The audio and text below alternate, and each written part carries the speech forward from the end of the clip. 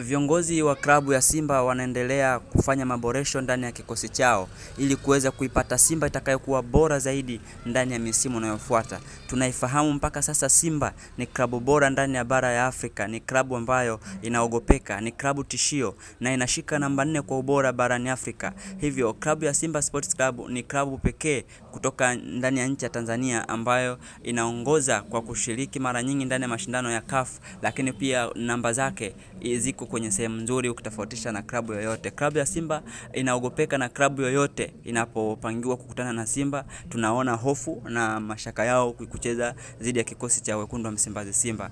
Lakini licha ya ubora huo waliokuwa nao Simba, bado viongozi wa Simba wameamua kufanya maboresho ndani ya kikosi hicho ili kuipata Simba itakayokuwa bora zaidi kwa misimu inayokuja. Na huyu hapa ni mchezaji ambaye anatarajiwa kutua ndani ya kikosi cha Simba, anaitwa Morris Abraham. Ni kijana Mtanzania anayecheza soka la kulipwa kule nchini Serbia. Huyo ni kijana mwenye umri wa miaka 18 mpaka sasa. Ni kijana ambaye anacheza soka kwa mafanikio. Ni kijana ambaye ana nafasi nzuri. Ni kijana ambaye ana uwezo mkubwa kwenye mpira.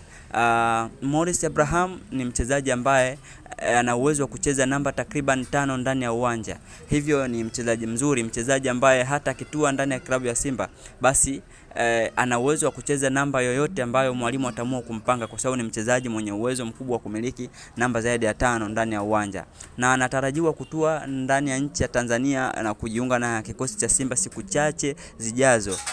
Hii itakuwa ni sehemu mojawapo ya majaribio yake ndani ya klabu ya Simba, na kama maendeleo yatakuwa mazuri na atafanikiwa kufanya vizuri ndani ya mazoezi yake hayo, basi klabu ya Simba itamsajili moja kwa moja na atakuwa ni moja kati ya wachezaji ambao Simba watakuwa nao ndani ya kikosi cha msimu unaokuja. Hivyo tutegemee kuiona Simba ikiwa bora zaidi kwa maboresho ambao wanaendelea kuifanya mpaka sasa. Simba ni klabu bora na itaendelea kuwa bora siku zote.